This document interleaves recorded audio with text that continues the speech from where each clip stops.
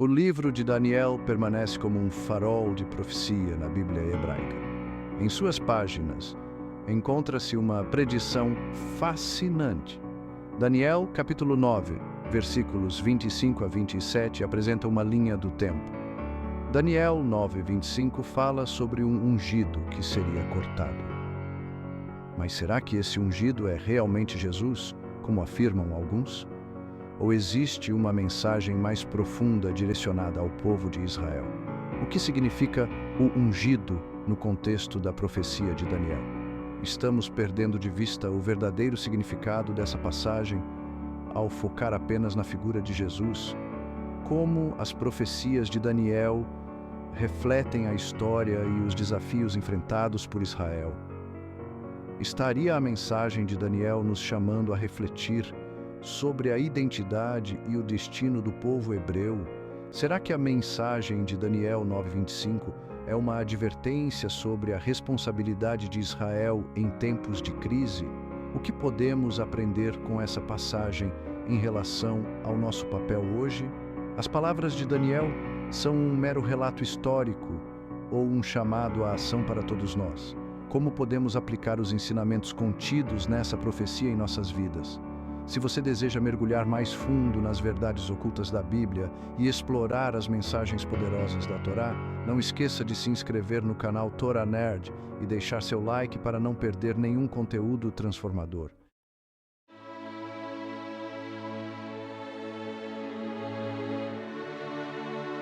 A profecia de Daniel não é meramente uma curiosidade histórica, é uma revelação divina.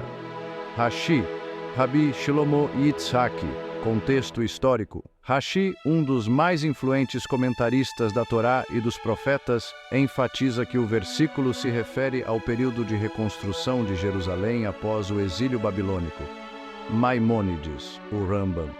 Maimônides conecta essa profecia com a história do povo de Israel, especialmente o retorno do exílio. Ele acredita que a profecia indica um tempo em que os judeus seriam libertados de seu cativeiro e poderiam retornar para restaurar Jerusalém. A profecia das 70 semanas, como é frequentemente chamada, fornece uma estrutura. Essa estrutura nos ajuda a entender o plano de Deus para o seu povo. A tradução de Onkelos de Daniel 9:25 enfatiza a ideia de que as semanas mencionadas referem-se a períodos de tempo em que haverá uma restauração e reconstrução de Jerusalém. Ele mantém a ideia de que essas semanas são marcadores de tempos significativos na história do povo de Israel. Ibn Ezra, o comentarista Abraham Ibn Ezra, aborda Daniel 9:25 com um foco em suas implicações proféticas. Ele destaca que as semanas podem ser vistas como períodos de calamidade e redenção, refletindo a jornada do povo de Israel através da história. Ibn Ezra também observa a necessidade de interpretar esses períodos de maneira simbólica e espiritual. Ela nos convida a mergulhar mais profundamente em seu significado. Cada elemento, desde os ungidos até as semanas simbólicas, contém uma chave para desvendar sua mensagem. Ao examinarmos cuidadosamente o texto e seu contexto histórico, podemos começar a apreciar as profundas implicações da visão de Daniel. A mensagem da profecia se estende além de seu contexto histórico imediato. Ela fala do poder duradouro da fé do povo judeu. Joséfos. O historiador judaico Flávio Josefo menciona Ciro II em seu trabalho Antiguidades Judaicas, onde discute como Ciro permitiu que os judeus retornassem do exílio babilônico e reconstruíssem o templo em Jerusalém. Embora não cite diretamente Daniel 9:25, sua narrativa histórica oferece contexto para o cumprimento dessa profecia. Interpretar profecias bíblicas é uma tarefa complexa. Você não pode aprender sobre o hinduísmo com um cristão, assim como não poderá entender plenamente o judaísmo sem ouvir a voz do povo que escreveu a Bíblia hebraica. A Torá e os ensinamentos judaicos foram revelados e interpretados ao longo de milênios por aqueles que viveram essas tradições. Se os judeus são conhecidos como o povo do livro, é porque sua história e suas práticas estão intrinsecamente ligadas ao texto sagrado. Portanto, não seria lógico buscar entender esses ensinamentos com quem não os viveu.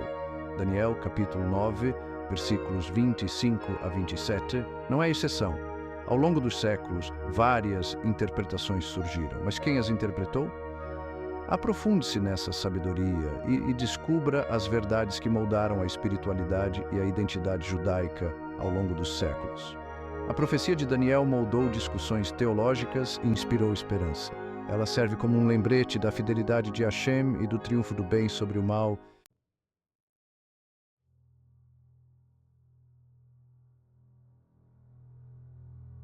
Para realmente compreender o peso de Daniel, capítulo 9, versículos 25 a 27, precisamos voltar a um período de profunda convulsão para o povo judeu, o exílio babilônico. No século VI, antes da Era Comum, o outrora poderoso reino de Judá ruiu sob o avanço implacável do Império Babilônico. Nabucodonosor II, o rei babilônico, sitiou Jerusalém. As defesas da cidade foram rompidas. O templo, o coração sagrado da adoração judaica, foi reduzido a ruínas. Para o povo judeu, isso foi mais do que uma derrota política. Foi uma crise espiritual. Eles foram arrancados de sua terra natal e levados à força para a Babilônia, uma terra estrangeira com costumes e deuses desconhecidos. O exílio foi um período de profunda desorientação e desespero. Os ritmos familiares de suas vidas, suas práticas religiosas, suas estruturas sociais foram destroçados. A pergunta que ecoava em seus corações era: Deus os havia abandonado?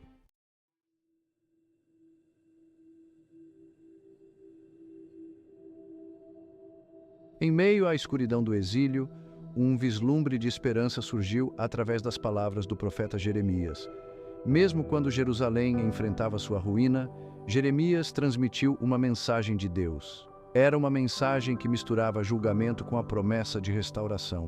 Jeremias falou da ira de Deus contra os pecados de seu povo, alertando sobre a destruição iminente. Mas ele também ofereceu um vislumbre de esperança. Jeremias profetizou que o exílio não duraria para sempre. Ele falou de um tempo em que Deus se lembraria de sua aliança com seu povo e os traria de volta à sua terra. Essa promessa, registrada em Jeremias 25:11, tornou-se um fio de esperança para os judeus exilados. Deu-lhes esperança para se apegar em suas horas mais sombrias.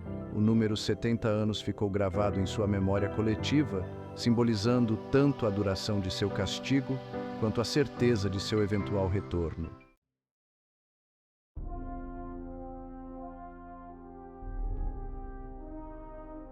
Os 70 anos mencionados por Jeremias não eram meramente uma marcação cronológica. Eles tinham um profundo significado teológico. Para o povo judeu, o número 7 representava completude. 70, um múltiplo de 7, amplificava esse simbolismo. Representava um período de julgamento divino e purificação. Significava um tempo para o povo judeu refletir sobre seus pecados, arrepender-se e retornar a Deus de todo o coração. A profecia dos 70 anos serviu como um lembrete de que a justiça de Deus era temperada com misericórdia. Enquanto ele punia a desobediência, ele também prometia restaurá-los à sua terra e a um relacionamento correto com ele. Essa promessa tornou-se um farol de esperança, sustentando-os durante seus longos anos de exílio. Alimentou seu anseio por Sião, o nome poético para Jerusalém, e pela restauração de sua nação.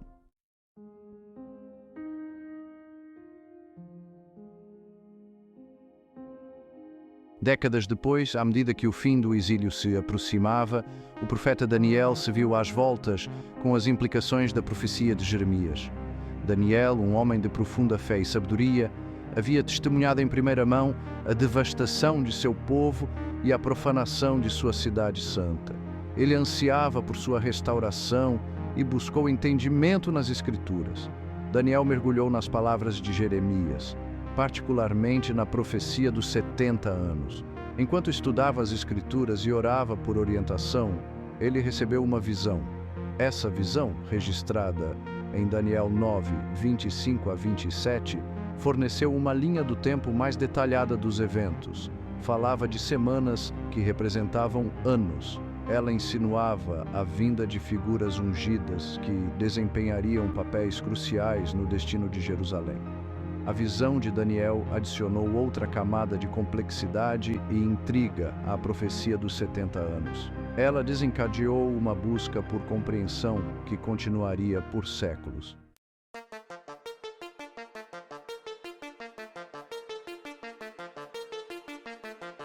Daniel, capítulo 9, versículo 25, marca um ponto crucial na profecia. Ele estabelece a linha de partida para a linha do tempo dos eventos. O versículo declara: sabe e entende desde a saída da ordem para restaurar e edificar Jerusalém. Essa saída da ordem serve como âncora para toda a profecia. Mas o que exatamente é essa ordem e quando ela foi emitida? Para desvendar esse mistério, precisamos voltar ao contexto histórico. O próprio livro de Daniel fornece pistas. Sabemos que Daniel estava estudando os escritos de Jeremias. Ele foi particularmente atraído pela profecia dos 70 anos de exílio. Este período de exílio, Jeremias havia declarado, seria seguido por uma restauração de Jerusalém.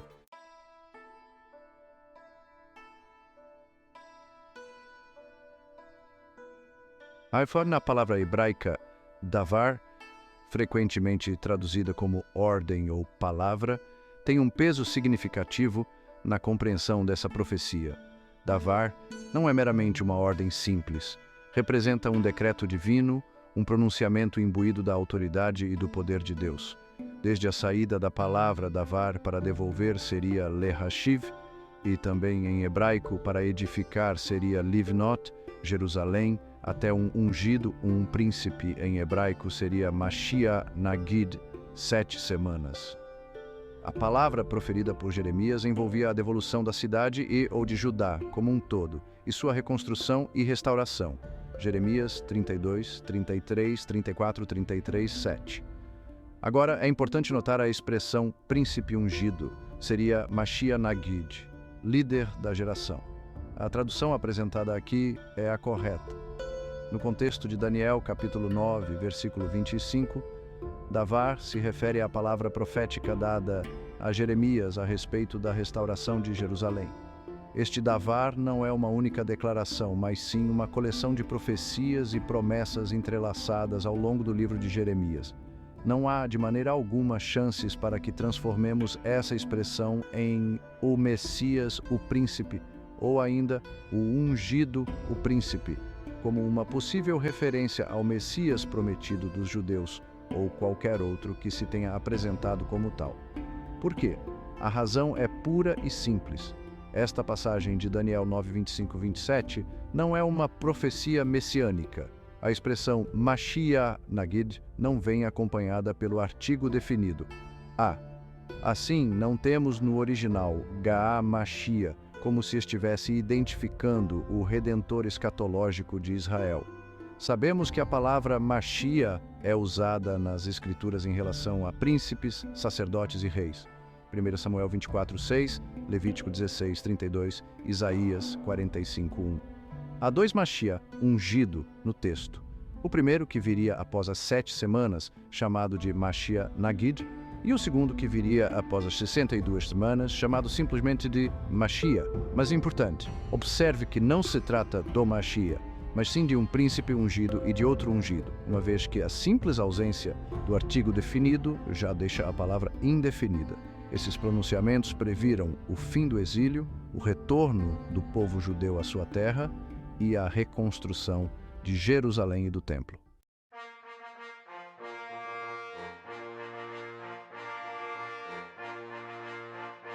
Estudiosos e teólogos reuniram meticulosamente registros históricos e textos bíblicos para determinar o momento preciso em que este davar para restauração foi emitido.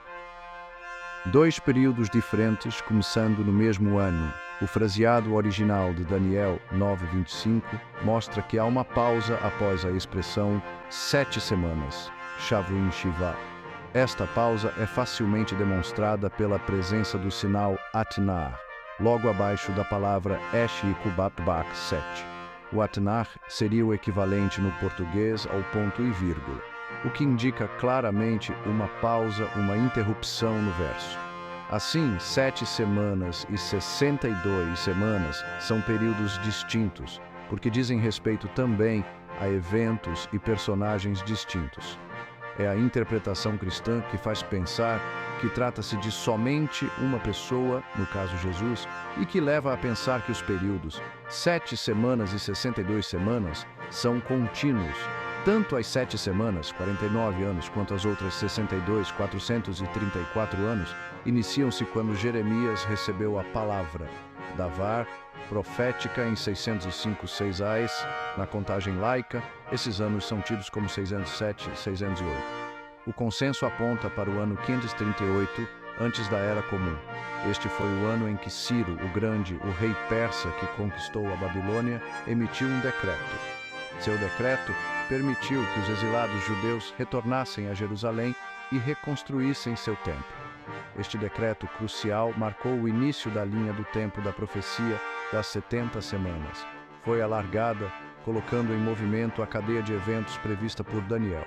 Desse ponto em diante, cada ano no calendário profético representava um passo mais perto do cumprimento do plano de Deus para seu povo.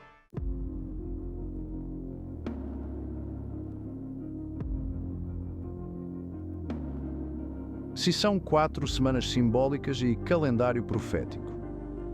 A profecia não fala em semanas literais de 7 dias. Em vez disso, utiliza semanas simbólicas. Cada dia nessas semanas proféticas representa um ano na linha do tempo histórica. Esse conceito de tempo simbólico não é incomum na profecia bíblica. Ele permite uma perspectiva mais ampla, abrangendo décadas e séculos dentro de uma estrutura condensada.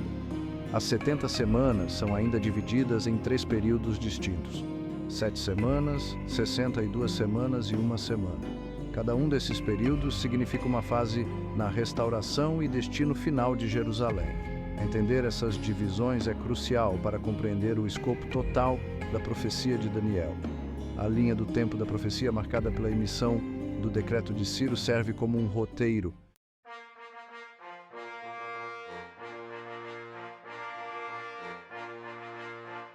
Seção 1. O príncipe ungido, Ciro, o Grande. O profeta Daniel, em sua visão, falou de um príncipe ungido, Mashia Nagid. Essa figura surgiria dentro da linha do tempo da profecia das 70 semanas. Ele desempenharia um papel fundamental na restauração de Jerusalém. Mas quem era esse príncipe ungido? A história aponta para uma figura notável, Ciro, o Grande, o fundador do Império Persa. Ciro não era um rei comum. Ele era conhecido por sua sabedoria, sua destreza militar e sua notável tolerância para com os costumes e religiões daqueles que ele conquistava. Em uma reviravolta impressionante, Ciro conquistou a Babilônia em 539 antes da Era Comum. Ele então emitiu um decreto que reverberaria pela história.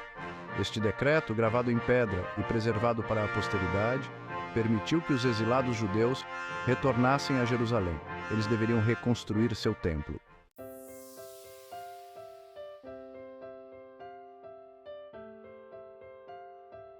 Seção 2. O decreto de um rei. A restauração começa. O decreto de Ciro não foi meramente um ato de conveniência política. Foi um ato da providência divina, cumprindo as palavras ditas por Jeremias. O decreto de Ciro marcou o início do cumprimento dessas profecias. Os exilados judeus ficaram tomados por alegria e descrença. Eles poderiam finalmente retornar à sua terra natal. A jornada de volta a Jerusalém foi longa e árdua, determinados a reconstruir suas vidas e sua cidade santa.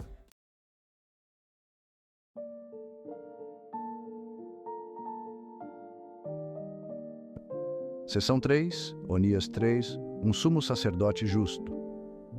A profecia em Daniel, capítulo 9, versículos 25 a 27, fala de 2 ungidos. O primeiro, Ciro, é claramente identificado. O segundo ungido, mencionado no versículo 26, é descrito simplesmente como Mashia, que significa ungido. O aparecimento dessa figura está ligado às 62 semanas que se seguem às 7 semanas iniciais da profecia. Registros históricos e a linha do tempo apontam para Onias III, um sumo sacerdote de Israel, como um candidato provável. Onias III serviu como sumo sacerdote durante um período turbulento na história judaica. Ele era conhecido por sua piedade, seu compromisso com a lei e seus esforços para preservar a santidade do templo. Seu mandato foi marcado por intrigas políticas e conflito com governantes helenísticos que buscavam impor sua cultura e práticas religiosas ao povo judeu.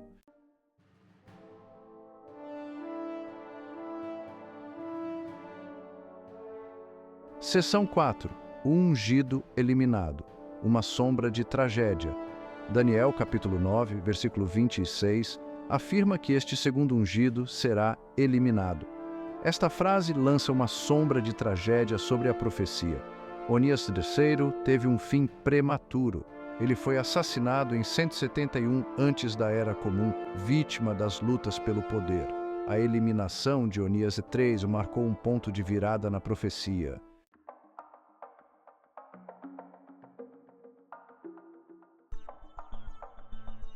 Seção 1. Uma pausa na profecia. O significado do Atná.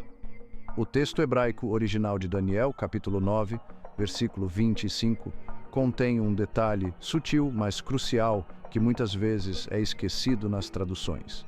Um único sinal de pontuação, conhecido como Atnash, está posicionado abaixo da frase 7 semanas, Shavuim Shiva. O fraseado original de Dan 9:25 mostra que há uma pausa após a expressão 7 semanas, Shavuim Shiva. Esta pausa é facilmente demonstrada pela presença do sinal Atnak, logo abaixo da palavra Shiva, em português seria 7. O Atná seria o equivalente no português ao ponto e vírgula, o que indica claramente uma pausa, uma interrupção no verso. Assim, 7 semanas e 62 semanas são períodos distintos, porque dizem respeito também a eventos e personagens distintos. Esta marca aparentemente insignificante tem implicações profundas para a compreensão da linha do tempo da profecia. Na gramática hebraica, o Atnar funciona de forma semelhante a um ponto e vírgula em português. Ele significa uma pausa, uma separação entre duas orações relacionadas, mas distintas.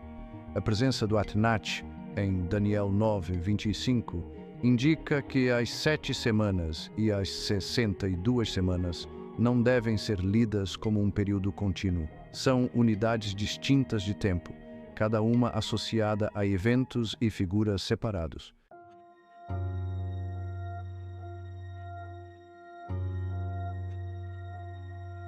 Seção 2, duas linhas do tempo distintas, desvendando as 7 e 62 semanas. A presença do Atná desafia uma interpretação errônea comum da profecia.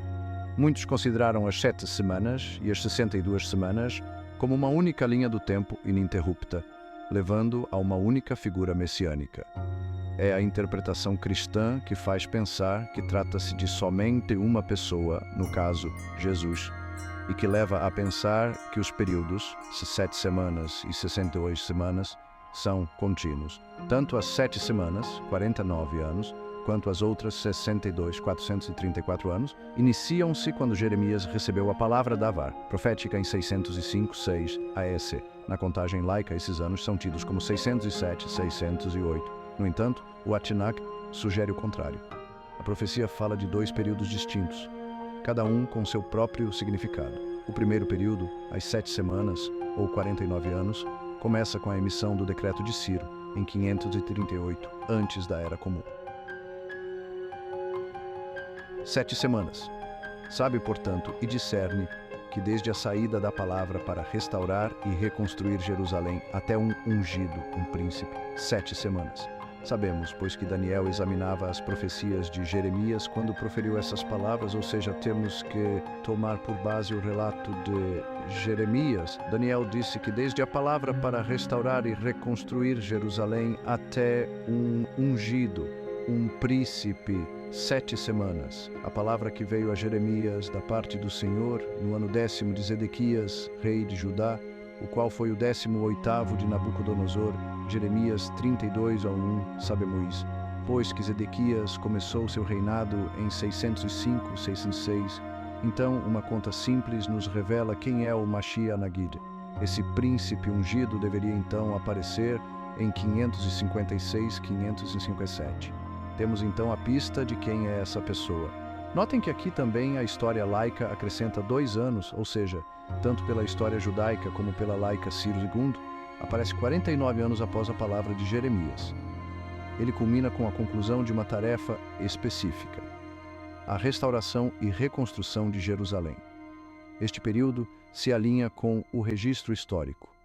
Ele abrange o retorno dos exilados judeus, a reconstrução do templo e o restabelecimento de Jerusalém como um centro da vida judaica.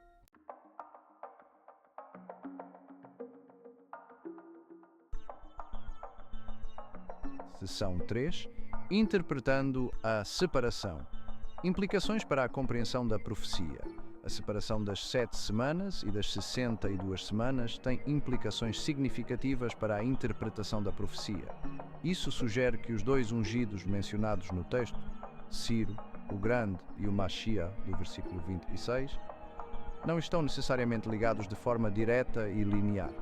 Cada figura cumpre um papel distinto dentro do escopo mais amplo do plano de Deus.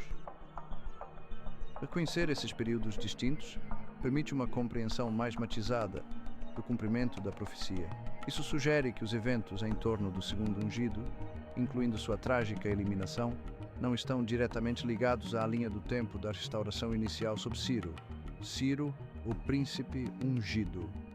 Que digo de Ciro, é meu pastor e cumprirá tudo o que me apraz, dizendo também a Jerusalém: tu serás edificada, e ao templo tu serás fundado. Isaías 44:28. Assim diz o Senhor ao seu ungido, a Ciro, a quem tomo pela mão direita, para abater as nações diante de sua face, e de cingir os lombos dos reis, para abrir diante dele as portas, e as portas não se fecharão. Isaías 45:1. Mas será que Ciro II era mesmo um príncipe ungido? Será que ele realmente edificou Jerusalém e o templo, para que se cumprisse a palavra do Senhor pela boca de Jeremias, até que a terra se agradasse dos seus sábados? Todos os dias da assolação repousou, até que os 70 anos se cumpriram.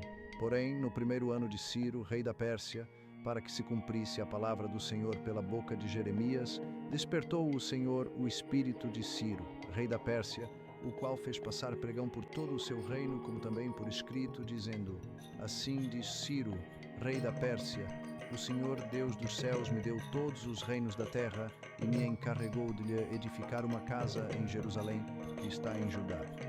Quem há entre vós, de todo o seu povo, o Senhor seu Deus seja com ele e suba. 2 Crônicas 36, 21, 23. O 1º ano de Ciro, rei da Pérsia, para que se cumprisse a palavra do Senhor pela boca de Jeremias. Despertou o Senhor o espírito de Ciro, rei da Pérsia, o qual fez passar pregão por todo o seu reino, como também por escrito, dizendo: assim diz Ciro, rei da Pérsia: o Senhor Deus dos céus me deu todos os reinos da terra, e me encarregou de lhe edificar uma casa em Jerusalém, que está em Judá. Quem há entre vós, de todo o seu povo, seja seu Deus com ele, e suba a Jerusalém, que está em Judá, e edifique a casa do Senhor, Deus de Israel. Ele é o Deus que está em Jerusalém. Esdras 1:1-3.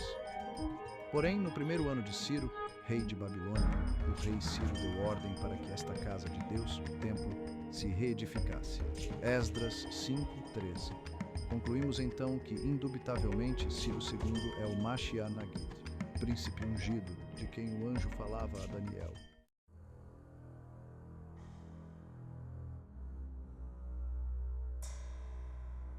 Seção 1. As sombras se alongam.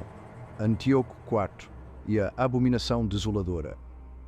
À medida que as 62 semanas após as 7 semanas de restauração se desenrolavam, uma nova ameaça surgiu para desafiar a paz frágil de Jerusalém. Antíoco IV Epifânio, o rei Seleucida, lançou uma longa sombra sobre a Judeia. 62 semanas. Ao diminuirmos 434 de 605,6, chegamos a 172 a 1 antes da Era Comum, o ano em que Onias III, o último sumo sacerdote legítimo, foi assassinado após ter sido exonerado do ofício sagrado por ordem de Antíoco IV Epífanes. Diz o texto hebraico: Ve aharei ha-shav uim shishim u shnaim yikaret mashiach. Traduzindo, significa: e depois das 62 semanas será morto um ungido. Cumprindo a profecia à risca, Onias III, após ter sido deposto por Antíoco Epífanes em favor de Jason, é assassinado num complô armado por Menelau, que fora denunciado publicamente por Onias devido a práticas ilícitas com relação aos tesouros do templo. De acordo com Joséfo, Jasão passa a servir como sumo sacerdote após a morte de Onias, Antiguidades 12:5-1. Assim, um ungido chamado Onias III, descendente de Aharon, foi cortado e caret, ou seja, morto como vítima de seu testemunho fiel ao Kiddush Hashem. Movido pela ambição e pelo desejo de impor a cultura helenística a seus súditos, Antíoco embarcou em uma campanha de perseguição religiosa que teria consequências devastadoras para o povo judeu. Em 167 antes da Era Comum, Antíoco cometeu um ato de sacrilégio que ficaria para sempre gravado na memória judaica. Ele marchou com seus exércitos para Jerusalém, profanou o templo e erigiu um altar a Zeus sobre o altar sagrado de holocaustos. Este ato, conhecido como a Abominação Desoladora, Daniel 9:27, marcou um período de profanação e sofrimento sem precedentes para o povo judeu.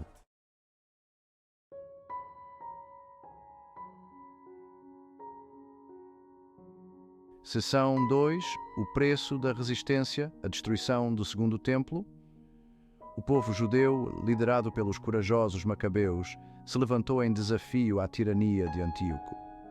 Sabemos, pois, que o relato dos livros de Macabeus não é considerado por cristãos protestantes ou mesmo judeus como escritura sagrada, mas todos nós sabemos que é uma boa fonte histórica. Vamos então nos servir do relato histórico dos livros de Imerti II de Macabeus. Para os mais críticos é recomendado Antiguidades Judaicas 12:5-1, Flávio Joséfo. Uma luta sangrenta se seguiu, conhecida como a Revolta dos Macabeus. A revolta acabou conseguindo retomar o templo e dedicá-lo novamente a Deus. No entanto, a vitória durou pouco. A sombra da dominação romana pairava sobre a Judéia. Em 70, depois da Era Comum, as legiões romanas, lideradas por Tito, sitiaram Jerusalém mais uma vez. Desta vez, as defesas da cidade ruíram. O Segundo Templo, reconstruído com cuidado meticuloso após o exílio na Babilônia, foi reduzido a escombros. A destruição do templo marcou um momento crucial na história judaica. Isso pôs fim ao sistema de sacrifícios que estava no centro de sua fé por séculos.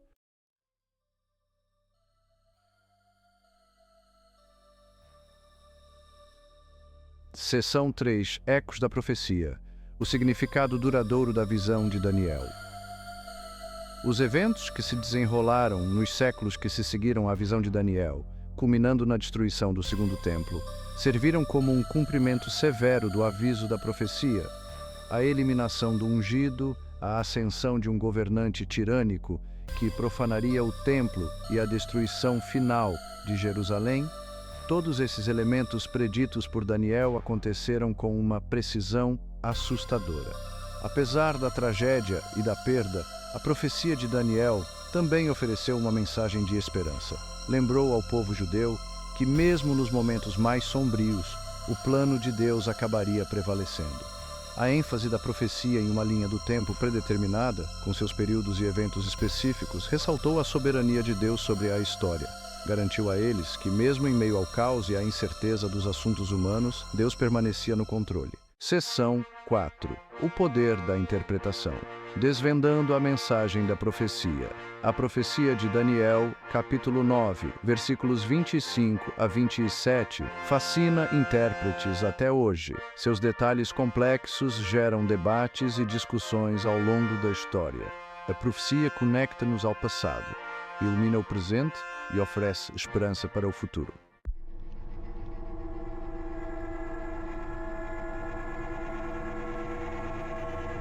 Seção 1. Revelando o passado, iluminando o presente. Nossa exploração de Daniel, capítulo 9, versículos 25 a 27, nos levou a uma jornada através do tempo e da profecia. Mergulhamos na história tumultuada do povo judeu, vimos seu exílio, sua esperança de restauração e o cumprimento final das promessas de Deus. Ao examinarmos cuidadosamente a linha do tempo da profecia, sua linguagem simbólica e seu contexto histórico, obtivemos uma apreciação mais profunda por sua precisão e suas profundas implicações teológicas.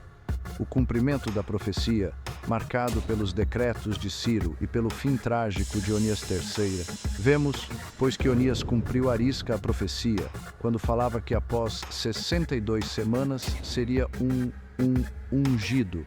Mais uma vez, eis a pergunta que não quer calar. Será que Onias era um homem assim tão digno? Pois foi depois dele que houve a profanação do templo. Será que ele é de fato o ungido que o anjo de Daniel fala que após dele viria tão grande profanação ao templo? É uma ótima pergunta e eis a resposta. 2 Macabeus 3:1-3. Enquanto os habitantes de Jerusalém gozavam de uma perfeita paz, por causa da retidão e da piedade do sumo sacerdote Onias, na exata observância das leis, o templo era respeitado até mesmo pelos reis estrangeiros. Estes honravam o templo com os mais ricos presentes, a tal ponto que o rei Seleuco, rei da Ásia, subministrava com suas rendas pessoais toda a despesa necessária à liturgia dos sacrifícios. Concluímos então que sim, Onias III, além do último sumo sacerdote legítimo da linhagem de Arão, era um homem justo, um exemplo de tzadik. Destaque-se a interação da soberania divina e da ação humana na formação do curso da história.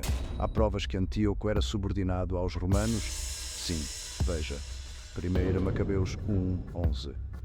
Desses reis originou-se a raiz do pecado, Antíoco Epífanes, filho do rei Antíoco, que havia estado em Roma como refém e que reinou no ano 137 do reino dos gregos. Antes de analisar essas próximas duas passagens, analisemos o contexto sobre quem fala o capítulo 8 de Bimonima Maqui. 1 Macabeus, o Nacanão, pela voz da fama soube Judas Macabeu que os romanos eram extremamente poderosos. Então, após entendermos que o capítulo 8 refere-se aos romanos, analisemos as seguintes passagens para compreender que os gregos já estavam sob tutela romana no período de Antíoco Epífanes. 1 Macabeus 8:6-7. Antíoco, o grande rei da Ásia, lhes tinha movido guerra com 120 elefantes, cavalaria, carros e um numeroso exército, mas havia sido aniquilado por eles. 1 Macabeus 8:9 e 10. Os gregos haviam querido atacá-los para exterminá-los, mas eles o souberam e enviaram um general que os atacou, levando a perecer um grande número. Arrastou ao cativeiro suas mulheres e seus filhos, saqueou e tornou-se senhor do país. Destruiu suas praças fortes e os reduziu à servidão, que ainda durava. Analisemos também que essa servidão dos gregos aos romanos persistia no tempo de Antíoco Epífanes. Vejamos esses dois versos seguintes. 1 Macabeus 7:26. O rei enviou Nicanor, general eminente, que detestava e odiava Israel, com a ordem de exterminar esse povo. 2 Macabeus 8:10. Nicanor, general grego, esperava obter, com a venda dos judeus que fossem aprisionados, os 2.000 talentos que o rei devia como tributo aos romanos. Com isso, concluímos que, indubitavelmente, os gregos no período de Antíoco e de seu filho Antíoco Epífanes estavam já sob domínio dos romanos. Continuação do verso 26, e seu fim será como numa inundação. Fala-se aqui explicitamente do fim daquele poder que destruiria o santuário. Inundação é um símbolo profético para invasão, vide Isaías 8:7-8-28-18. Todos sabemos o que aconteceu com o Império Romano em 476 EC. Hordas bárbaras invadiram o Império. germanos, hunos, visigodos, etc. E deram um golpe mortal naquele que teria sido o maior poder político da história. Explicações. Interessante que o príncipe é um malfeitor, segundo o texto. O abominador, e fará aliança com muitos por uma semana. O verbo usado no português nas versões tradicionais não transmitem a força de Agedjeshbir. O hebraico demonstra que a tal aliança seria um tanto que forçada a muitos. É importante notar também que não temos aqui o verbo normalmente usado nas alianças de Deus com seu povo, karat. Logo, o contexto e o vocabulário impossibilitam uma aliança divina aqui. O que temos é um acordo humano, feito quase por imposição da força. Mais uma vez, voltamos a Antíoco e a sua aliança estabelecida com os Tubíadas, que se opunham aos Oníadas, partidários do legítimo sumo sacerdote Onias. Com a deposição de Onias III em 171 a.C., da Era Comum, Antíoco conquista a simpatia dos Tubíadas e de outros partidários judeus favoráveis ao helenismo. Em 167 antes da Era Comum, Antíoco instala um ídolo pagão no templo, provavelmente Baal Shomen, equivalente ao Zeus Olimpo, e ordena a interrupção dos sacrifícios contínuos, Tamid. E assim cumpre a parte final da profecia. E na metade da semana, 167 antes da Era Comum, fará cessar o sacrifício, Zevá, Miar, Tamid. Há provas, evidências para esses feitos de Antíoco? Sim. Veja, foi feito com o templo e com os holocaustos sob ordem de Antíoco.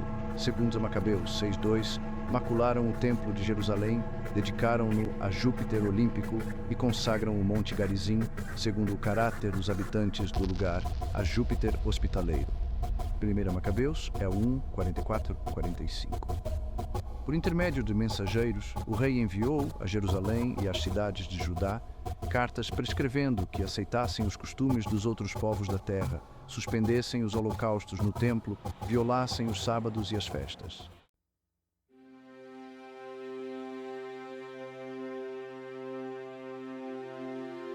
Seção 2. O abominador faz que os Talmidim, sacrifícios, sejam suspensos. 1 Macabeus 44-45. Por intermédio de mensageiros, o rei enviou a Jerusalém e às cidades de Judá cartas prescrevendo que aceitassem os costumes dos outros povos da terra, suspendessem os holocaustos no templo, violassem os sábados e as festas. Então não nos resta dúvidas, o abominador aqui em questão é indubitavelmente Antíoco. Continuação do verso 26. Terminar com o pecado, lehatem hataat. Daniel disse em sua oração: pecamos, ali 9:5. E isso o afligia ao extremo. Nesse ponto, ele entende que há a solução para o pecado de seu povo. Espiar a iniquidade, Haper Avon, a iniquidade que o profeta espera ver espiada é a de seu povo, pois afirmou: cometemos iniquidade. Daniel 9:5. Logo, o contexto é judaico e não há lugar para conjecturas externas acerca de uma suposta expiação universal. Trazer a justiça eterna, Lehavit Sedek Olamim. A justiça seria feita primeiramente sobre o ofensor babilônio, Isaías 45:1-5, e também depois sobre o inimigo Seleucida, Zacarias 9:13. Selar visão e profeta, Laton Razon Venavi. Confirmadas as palavras dos profetas, especialmente de Jeremias 25:8-14 e de Isaías 45:9-5. Ungir o santo dos santos, Limshoah Kodesh Ha-Kodashim. Este termo nunca refere-se a uma pessoa, e sim a um lugar, a saber, o lugar dos lugares, o recinto mais sagrado do Beit HaMikdash, o Santo dos Santos. E isso foi feito quando da expulsão dos inimigos estrangeiros e da reconsagração do santuário, após a profanação do arrogante monarca Seleucida. Se você gostou deste conteúdo, não se esqueça de compartilhar, curtir e se inscrever no canal Torá Nerd. Estamos preparando mais conteúdos incríveis sobre a Bíblia, com mistérios bíblicos e a sabedoria da tradição judaica. Fique por dentro para aprender mais.